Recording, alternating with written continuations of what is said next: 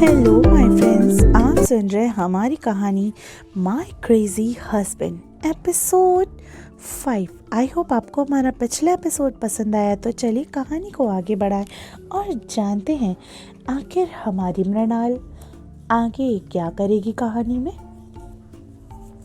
जैसे ही वो विधि के अपार्टमेंट की बिल्डिंग के नीचे पहुंचती हैं, उन्हें विधि उनका वेट करते हुए ही दिख गई। कार रुकने के बाद विधि कार की बैक सीट पर बैठ जाती है।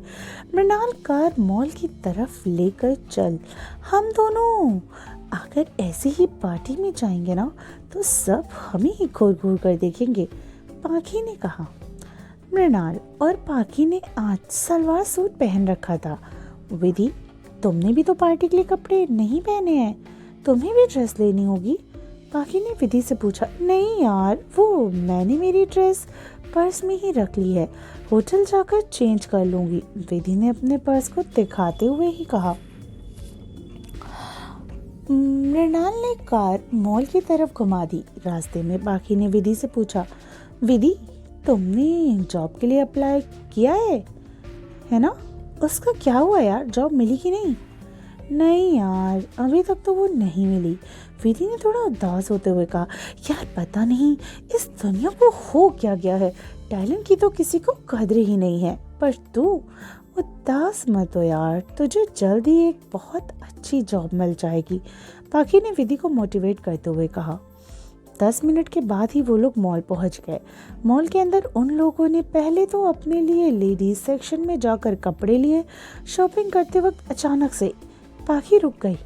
उसने क्यूट सा फेस बना के मृणाल से कहा, यार तू मुझ पर इतना अत्याचार नहीं कर सकती, मैं तो तेरी बेस्टी हूँ ना।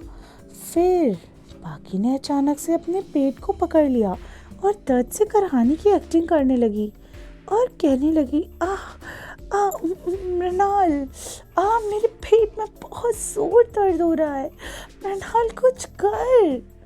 बस यार, बहुत होगी तेरी नौटंकी, सिर्फ खाने के लिए तू इतनी अच्छी एक्टिंग कर लेती है। चल अब तेरे इस पेट में कुछ डाल ले, वरना तो मेरा ही दिमाग आ जाएगी। यह कहकर मृणाल विधि के साथ हंसने लगती है। लेकिन पाखी को उन दोनों के हंसने से कोई भी फर्क नहीं पड़ा। वह तो बहुत खुश थी क्योंकि उसे खाने के बारे में जो उसने सोच रखा था। फिर वे तीनों शॉपिंग करके फूड एरिया में तरफ चले जाते हैं।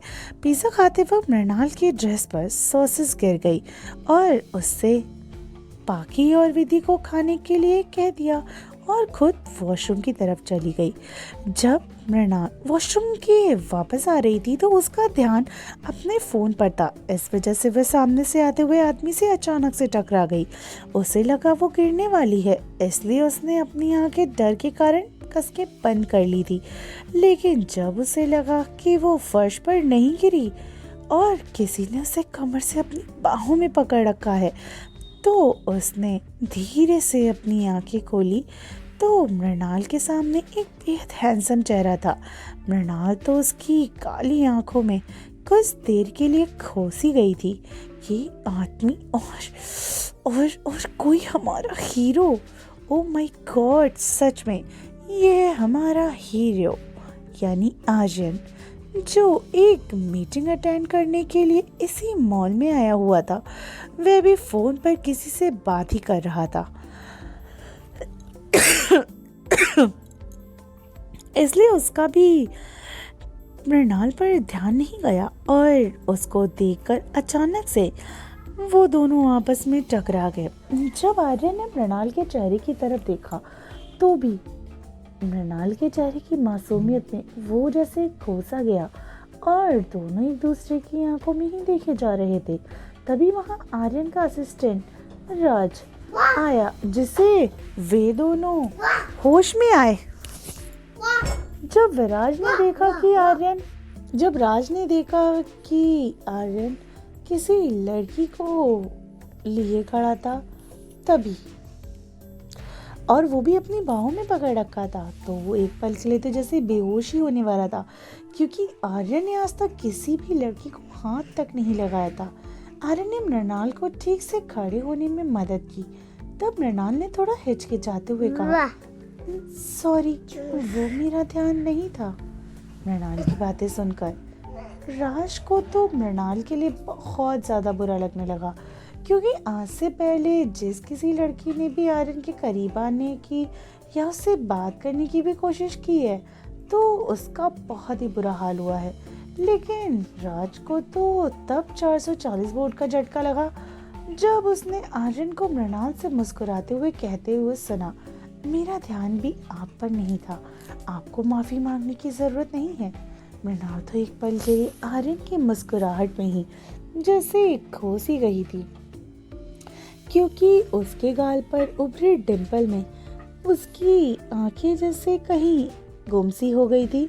उसके दिल की धड़कन अचानक से बहुत तेज चलने लगी थी, लेकिन उधर राज की तो जैसे शरीर से आत्मा ही बाहर निकल गई हो।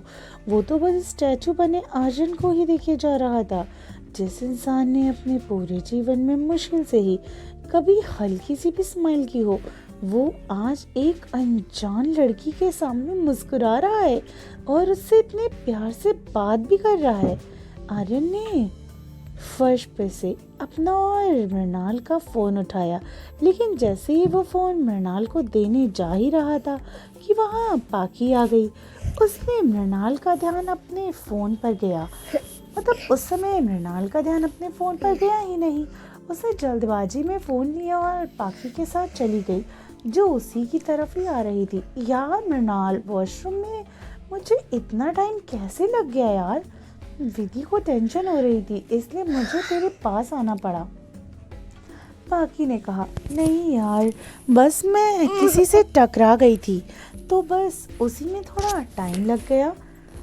पाखी ने, वही मृणाल ने पाखी को बताया।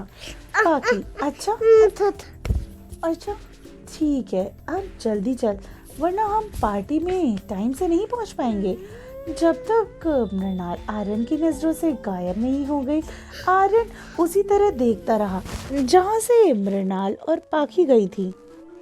जब तक मृणाल आर्यन की नज़रों से गायब नहीं हो गई, तब तक आर्यन उसी तरफ बिल्कुल ध्यान से देखता रहा जहाँ से मृणाल और पाखी गई थी। उसके चेहरे पर अभी भी हल्की सी मुस्कान थी। तभी आर्यन को राज की आवाज़ आई, सर, मीटिंग में सब आपका वेट कर रहे हैं। आर्यन ने कुछ नहीं कहा और वहां से मीटिंग रूम की तरफ चला गया। मॉल से निकलकर सब तीनों की तीनों पार्टी की वेन्यू पर यानी होटल मून में पहुंच जाते हैं। पार्टी शुरू होने में अभी वक्त जो था, इसलिए उन्होंने अपने लिए एक रूम बुक कर लिया और उसमें तैयार होने के लिए चली गई। रात के 7:30 बजे होटल के रूम के अंदर पाखी और विधि बिल्कुल अच्छे से तैयार हो चुकी थी और मृणाल तभी वॉशरूम से अपनी ड्रेस चेंज करके गई हुई थी। और पाखी ने आज रेड वाइन कलर की लॉन्ग गाउन जिसमें घुटनों की स्लाइड कट था, पैरों में रेड कलर की हाई हील्स, होठों पे डार्क रेड लिपस्टिक, कानों में लंबी लंबी इयररिंग्स और बालों को कर्ल कर रखा था। पाखी आज बहुत ज़्यादा हॉट लग रही थी।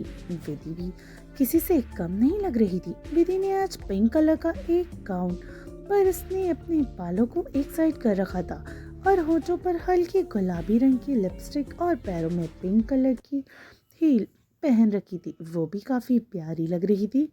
अब आई हमारी मृणाल की बारी। मृणाल, अब यार बाहर भी आ जा, अगर पार्टी में खाना खत्म हो गया तो देख लेना, मैं तुझे छोड़ूंगी नहीं। तू मेरे हाथों से बचने वाली नहीं है। मुझे डांस भी करना है यार, जल्दी कर। पाखी ने बेड से उठकर इधर उधर घूमते हुए कहा, यार पाखी, अभी वो 5 मिनट पहले ही तो गई है। तू तो ऐसे कह रही है जैसे उसे आधा घंटा हो गया। तूने खुद को तैयार होने में 1 घंटा लगा दिया। विधि ने पाखी के सामने आकर कहा। विधि ने कई बात सुनकर पाखी ने अपने दांत दिखा दिए और कहा, वो क्या है ना, तुम्हें तो पता ही है मुझे पार्टी में जाना कितना पसंद है, खास करके डांस करना और खाना खाना। तो फ्रेंड्स, क्या होने वाला है कहानी में आगे? क्या पाखी आज इस पार्टी में कुछ कयामत ठाने वाली है? क्या उसकी पहली मुलाकात जो कि आर्यन से हो चुकी है वो जल्द ही दूसरी मुलाकात में बदलने वाली है। आखिर क्या होने वाला है इस पार्टी में, जानेंगे कहानी के अगले एपिसोड में। स्टोरी पसंद आती है तो चैनल को लाइक, सब्सक्राइब और शेयर कीजिए। प्लीज़ प्लीज़ प्लीज़ ज़रूर से ज़रूर मेरी स्टोरी को लाइक कीजिए। और अगर आप चाहते हैं मैं इस कहानी का अगला एपिसोड थोड़ा लंबा डालूं, तो प्लीज़ आप मुझे कमेंट सेक्शन पर पिंक हार्ट ज़रूर करिएगा। तो चलिए मैं चलती हूँ कहानी के अगले एपिसोड की तरफ। आपसे मिलती हूँ कहानी के अगले एपिसोड में। सुनते रहिए हमारी ये कहानी जिसका नाम है माय क्रेजी हस्बैंड, सिर्फ टिनी एफएम जान के साथ।